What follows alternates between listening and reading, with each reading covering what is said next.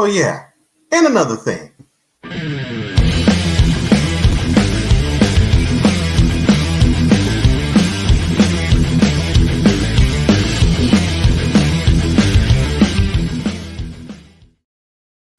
How you doing? Cole Johnson here, and welcome to the inaugural edition of And Another Thing. This is just going to be straight to the point, and it's subject matter that, well, something I couldn't cover on the daily or any other Cole sports content that I wanted to present straight to you. And I've been thinking about this for a minute, and I couldn't come up with the right words until now.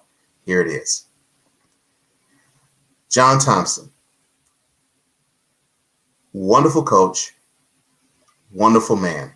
Unfortunately, his time on this earth has come to an end, but the impact that he had on the sports world, massive. I mean, it was massive, just like his stature.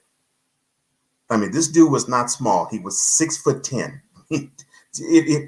RVIP, if you haven't seen John Thompson, I mean, he looked so tall that people like Patrick Ewing almost looked eye level at him. and someone that I'll talk about later, Allen Iverson, looked like a mere child to Thompson. I mean, the dude had a big presence physically, mentally, and emotionally on the game of basketball. And his playing career, not really well known, but he was a Celtic in the mid-'60s. During the golden dynasty era for the Celtics, the best dynasty in the history of the NBA, whether we like that or not, it's just true. 8 straight NBA championships. How can you compete with that?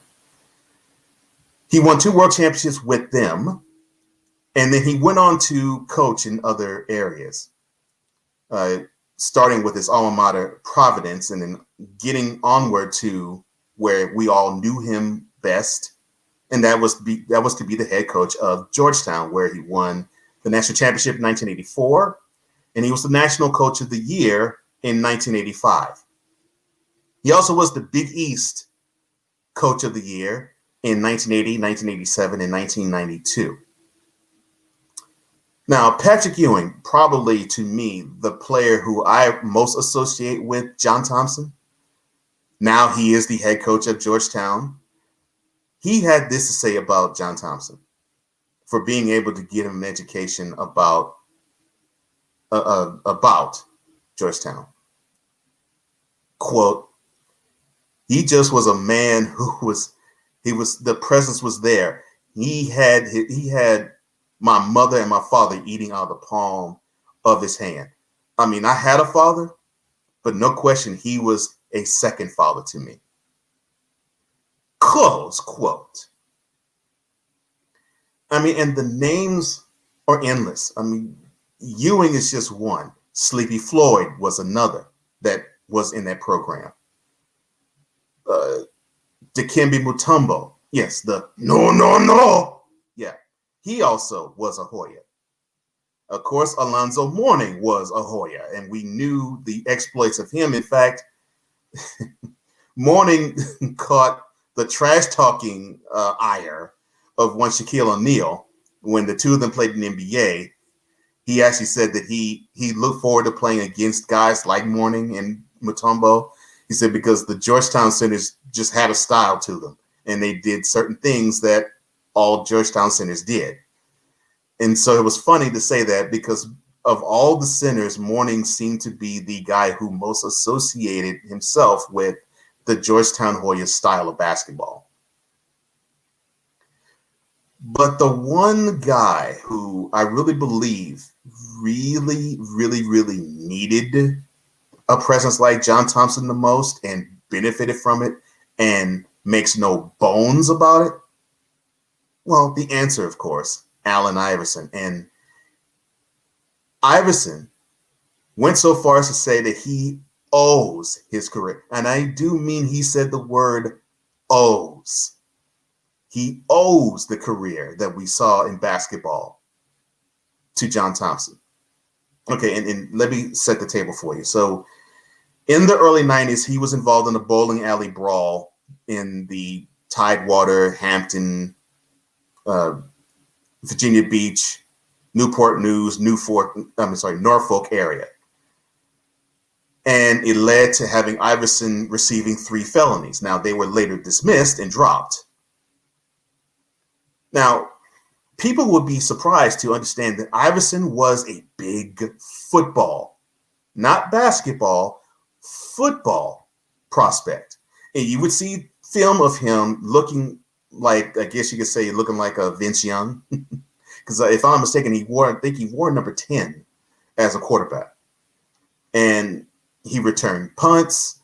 He played cornerback. And, yeah, I mean, he was zipping all over the field. He basically was like what we saw at Michael Vick, but he was just Michael Vick about, 5 years in Virginia before Vick teared it up. And he was dynamic. But this incident basically just rendered him null and void and persona non grata to all Division I college programs. And he got no love from basketball, no love from football. And mind you, he also played basketball where he took his team to a national championship. To a state championship. So this guy was an athletic prowess. He had athletic prowess. He had athletic gifts.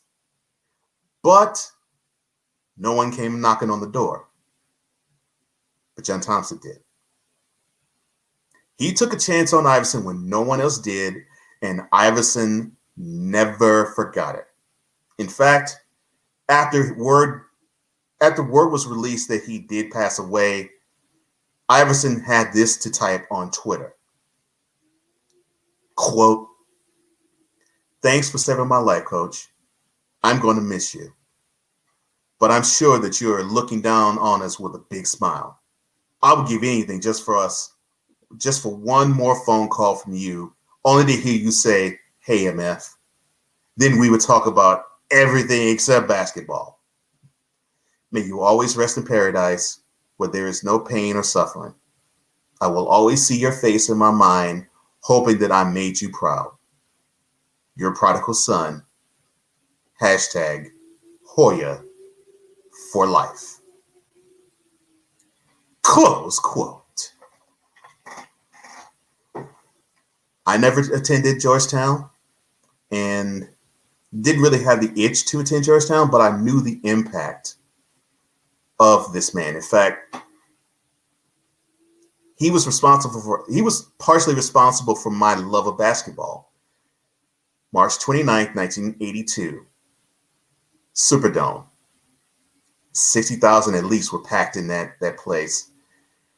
It was when we got to know, Michael Jordan and a little bit more James Worthy on the North Carolina side, but you had this intimidating presence of Georgetown with this big center, Patrick Ewing. And for the first 5 minutes of that game, Ewing swatted everything that came near the bucket. And later there were stories that came out that said that Thompson pulled Ewing aside before the game, and he said, "I don't care if you get goaltending, we'll take it. I want you to swat every single ball that goes near the bucket. I want you to block every one of those shots. I don't care." And the message was sent that it was going to be tough sledding for any North Carolinian that was going to come down and make a bucket, because either you had to deal with Ewing or you had to deal with a defensive pressure that was going to be a little bit tougher than they would want. Now, the final score of that game was 63-62. North Carolina gets the national championship, and people know of Michael Jordan's shot with 18 seconds to go, basically being the shot that changed Mike Jordan to Michael Jordan. But not lost in that game was this statuesque man, this black man who talked intelligently, who had a stern look, who commanded your presence as soon as he was on the screen. And you knew as soon as you saw him, that man meant business. And as the years went on, we got to know, we got to love, we got to appreciate, and we got to admire one of the greatest figures in college basketball history. And although I never got a chance to meet the man, I'm glad that I got a chance to know of him. He was a great, great figure. Nearly 600 wins in college basketball. He was a few days shy of his 79th birthday. John Robert Thompson Jr. Providence graduate, College Basketball Hall of Famer, dead at the age of 78.